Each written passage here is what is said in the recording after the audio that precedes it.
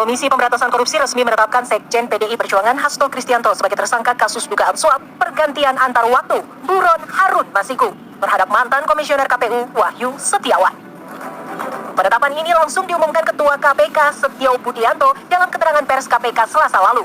Menurut Ketua KPK, Hasto memiliki peran vital dalam penyuapan tersebut hingga membantu pelarian Harun Masiku. Atas perbuatan saudara HK tersebut, KPK mengeluarkan surat perintah penyidikan nomor sprindik 152-01-12-2024 tanggal 23 Desember 2024 dengan uraian penyidikan perkara dugaan tindak pidana korupsi yang dilakukan oleh tersangka HK dan kawan-kawan, yaitu dengan sengaja mencegah, merintangi atau menggagalkan secara langsung atau tidak langsung penyidikan perkara dugaan tindak pidana korupsi terkait penetapan anggota DPR RI terpilih 2019-2024 yang dilakukan oleh tersangka HM bersama-sama dengan Saiful Bahri. Menyikapi penetapan dirinya sebagai tersangka, Sekjen PDI Perjuangan Hasto Kristianto pun menyatakan menghormati keputusan yang diambil Komisi Pemberantasan Korupsi. Hasto menambahkan, dirinya dan PDI Perjuangan merupakan warga negara yang taat hukum dan menjunjung tinggi supremasi hukum. Setelah penetapan saya sebagai tersangka oleh KPK, maka sikap dari PDI Perjuangan adalah menghormati keputusan dari KPK. Kami adalah warga negara yang taat hukum. PDI Perjuangan adalah partai yang menjunjung tinggi supremasi hukum. Saya sudah memahami berbagai resiko yang akan saya hadapi. PDI Perjuangan sendiri meyakini penetapan tersangka terhadap sekjennya kental dengan aroma politisasi hukum dan kriminalisasi. Karenanya hal ini pun menjadi perhatian publik. Masyarakat menanti langkah yang diambil KPK selanjutnya. Pun kita dukung KPK menuntaskan perkara ini, dibawa ke pengadilan, dan kalau toh nanti bisa jadi Pak Hasto, saya dukung juga untuk mengajukan pra peradilan apakah ini sah penetapan tersangkanya. Jadi kalau berlarut-larut, yang rugi kita semua, rakyat Indonesia. Pemberantasan korupsi jadi kesannya jadi politis, dan itu sangat tidak menguntungkan bagi kita semua. Apakah Sekjen PDI Perjuangan akan melakukan perlawanan melalui pra peradilan atas penetapan dirinya sebagai tersangka? Pemirsa, yang menjadi pertanyaan besar, mengapa penetapan Hasto Kristianto sebagai tersangka oleh KPK terjadi setelah kasus Harun Masiku berlangsung selama 5 tahun. Akankah KPK bisa menjawab pertanyaan besar itu, atau kasus Hasto akan berakhir di pra peradilan? Dan untuk membahasnya, pemirsa, telah bergabung bersama kami pakar hukum pidana UI Kudri Sitompul, kemudian mantan penyidik KPK Praswat Nugraha, dan juga kuasa hukum Sekjen PDIP Hasto Kristianto, yaitu Magdir Ismail. Selamat petang semuanya. Kita menuju ke Pak Magdir terlebih dahulu. Pak Magdir, apakah Hasto Kristianto akan mengajukan pra peradilan atas penetapan status tersangka? Ya, kita memang berencana untuk melakukan pra peradilan, ya, karena sampai sekarang kami masih mencoba melihat perkara yang lalu terutama, dan mencoba melihat hubungannya dan kaitannya dengan perkara Pak Hasto ini. Karena kalau kita lihat misalnya pada SPDP itu dikatakan bahwa dasar dari SPDP itu adalah laporan pengembangan penyidikan tanggal 18 Desember 2024 untuk kedua kasus ini, baik perkara suap maupun perintangan penyidikan. Nah, tetapi satu hal yang perlu diingat bahwa kalau kita bicara tentang suap, ya, ini kan sudah ada yang diputus, yaitu 3 orang, ada Pak Saiful Bahri, kemudian ada Ibu Tio, dan juga ada Wahyu. Di dalam perkaranya Saiful Bahri misalnya, yang saya baca dari surat dakwaan, Saiful Bahri itu bersama-sama dengan Harun Masiku, ya, yang itu di dalam surat dakwaan melakukan perbuatan pidananya. Tidak ada penyebutan bahwa bersama-sama dengan Hasto. Ya, ini satu yang harus kita lihat dulu secara baik. Dan dari uraian pada surat dakwaan tidak ada satupun, ya mudah-mudahan saya keliru, ya, yang menyebut adanya perbuatan dari Pak Hasto terkait dengan suap yang dikatakan sebagai suap kepada Wahyu Setiawan. Saya kira ini yang harus kita lihat yang pertama. Kemudian yang selain itu juga harus kita lihat bagaimana bisa nanti, ya, dalam perkara ini secara sekaligus bahwa Pak Hasto ini didakwa nanti bersama-sama dengan Harun Masiku dan juga mungkin dengan Saiful Bahri, kalau itu disebut dengan kawan-kawan. Artinya apa? Saiful itu akan menjadi orang yang untuk kedua kalinya menjadi terdakwa dalam perkara ini, kalau memang betul seperti itu, ya. Ini saya kira yang perlu mendapat perhatian pokok dari kita. Saya nggak tahu apakah ini sesuatu yang bisa kita lihat nanti di pra peradilan, sesuatu yang wajar, atau ada hukum baru yang diciptakan oleh pihak KPK sehingga orang bisa didakwa dengan dakwaan 2 kali dalam satu perkara.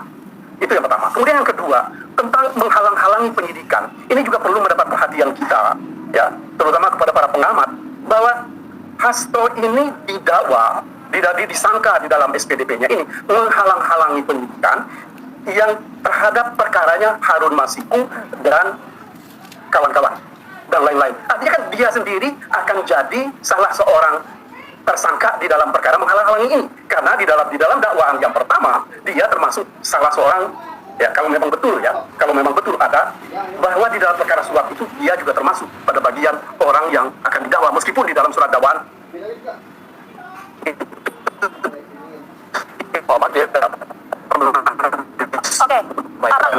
kita perbaiki dulu Pak sambungan komunikasi kita dengan Pak Magdir. Tapi tadi Pak Magdir menyampaikan bahwa Hasto Kristianto berencana akan mengajukan pra peradilan ya terhadap penetapan status tersangkanya. Kita boleh ke Bang Praswat melihat mempertanyakan juga dari tim kuasa hukum dua dakwaan dalam satu kasus. Yang pertama suap Harun Masiku, kemudian merintangi penyidikan. Apakah buktinya berpotensi dipatahkan oleh tim kuasa hukum?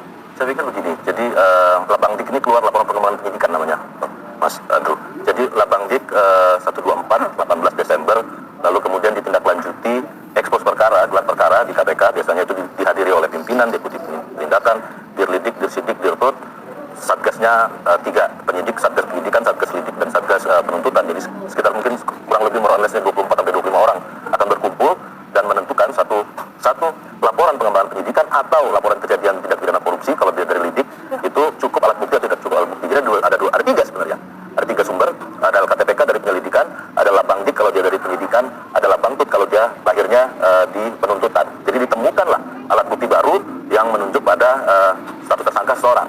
Nah ini biasanya diekspos di gelar perkara, dan kalau untuk khusus perkara Pak Hasto ini 18 Desember Labang Diknya, 20 gelar perkaranya, 23 sprindiknya, 152 maupun 153. 152 menghalangi penyidikan, 153-nya pemberian suap. Jadi sprindiknya berdiri sendiri. Duduknya di mana? Duduknya dia, tadi sempat diskusi sama Bang Putri, dia duduknya di pemeriksaannya di bonggol perkaranya si Harun Masiku nih. Jadi di sprindiknya Harun Masiku yang sedang DPO statusnya, melakukan pelarian ya luar negeri, berdirilah dia jadi diperiksa saksinya, terus penyitaan barang buktinya, lalu kemudian ada pemeriksaan saksi, ada pemeriksaan alat elektronik, bukti rekaman, voice recorder, dan lain-lain segala macam. Dari alat-alat bukti yang ditemukan di sprindiknya Harun Masiku yang saat ini tersangkanya masih kabur dan DPO statusnya, ini lalu kemudian penyidik itu menyusun laporan pengembangan penyidikan bahwa yang terhormat pimpinan KPK, kami menemukan alat-alat bukti baru terdiri dari kesaksian, alat bukti elektronik, rekaman voice recorder, mungkin ada uang yang kemarin transaksi keuangan sempat juga disinggung oleh Pak Ketua, Pak Setio. Jadi secara kronologis Ketua KPK kemarin sudah menyampaikan kepada publik strukturnya.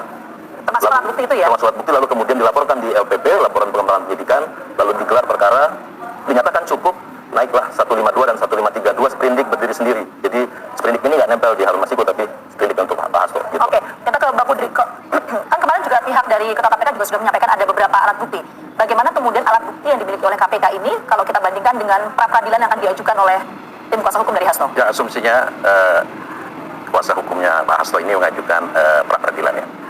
Pra peradilan itu kan diatur di KUHAP, ya, di MK, dan di peraturan Mahkamah Agung. Ya, kita meninjau ke ketentuan yang terakhir aja, peraturan Mahkamah Agung ya nomor 4 tahun 2016, bahwa objek pra peradilan itu hanya segi-segi administrasi dalam penyidikan aja. Nah, tadi oleh Mas Praswat kan udah disebutkan ya.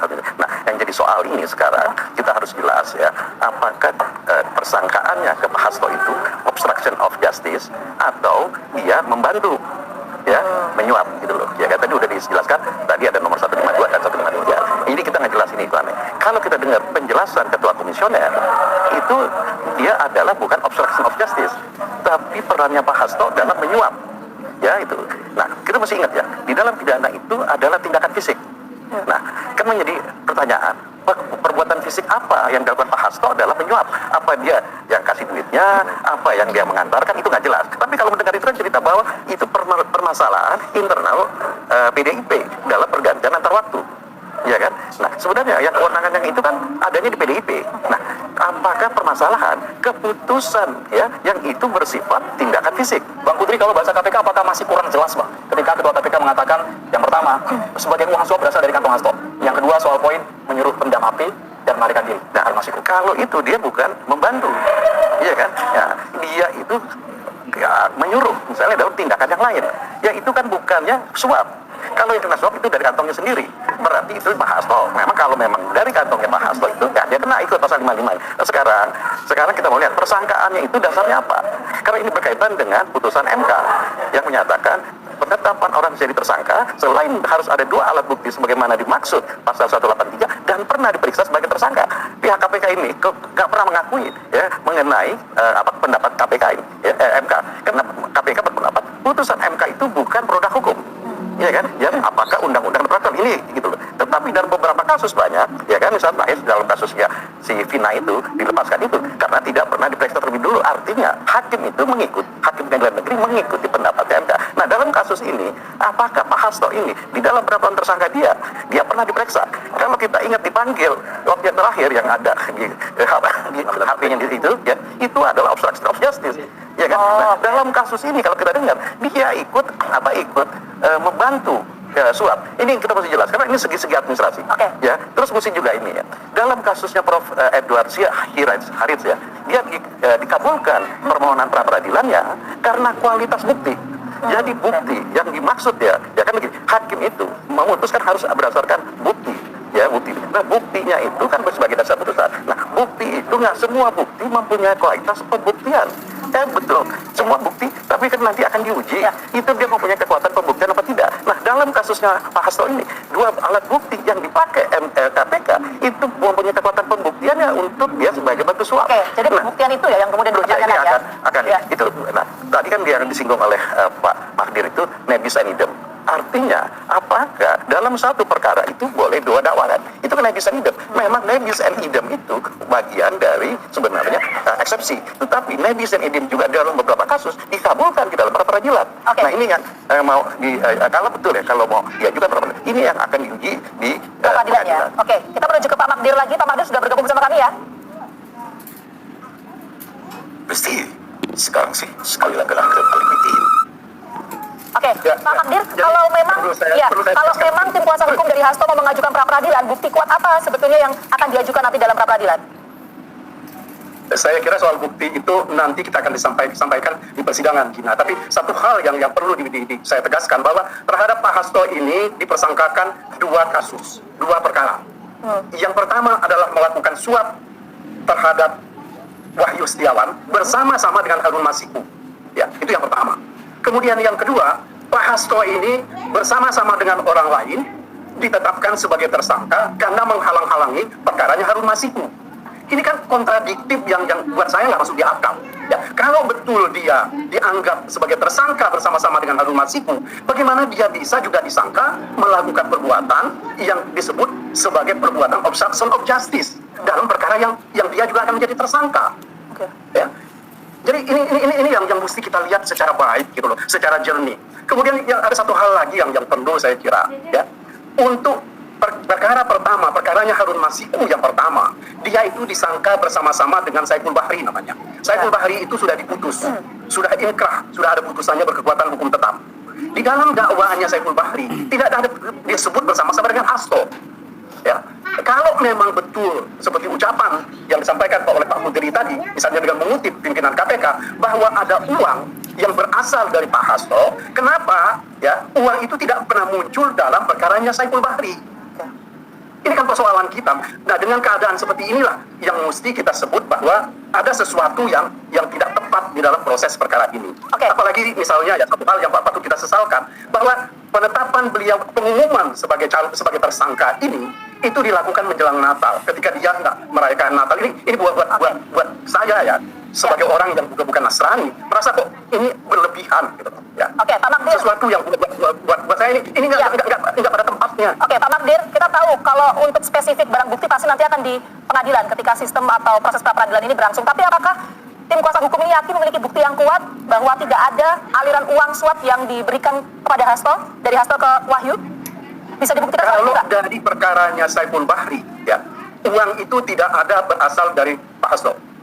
Iya, Semua uang berasal dari Harun Masiku. Nah, itu oleh karena itu kan tentu kita uji nanti di proses persidangan, termasuk di pra peradilan ini. Kemudian yang kedua, kan yang dikatakan sebagai perbuatan sangkaan kedua ini adalah menghalang-halangi penyidikan. Ya. Yang jadi persoalan pokok kita Ya, perbuatan menghalang-halangi pendidikan yang dilakukan oleh Pak Hasto ini seperti apa? Ya, Kan nggak pernah ada di penjelasannya gitu. Pak Magdir, Apalagi itu harus dia dijawab kan oleh tidak pernah kami, Pak. diperiksa juga sebagai calon tersangka dalam kasus ini. Baik, Pak Magdir, soal aliran Selama uang ini itu. yang terjadi sepanjang yang saya ketahui, Pak Hasto itu diperiksa dalam kaitannya dengan perkara Harun Masiku Oke. sebagai saksi.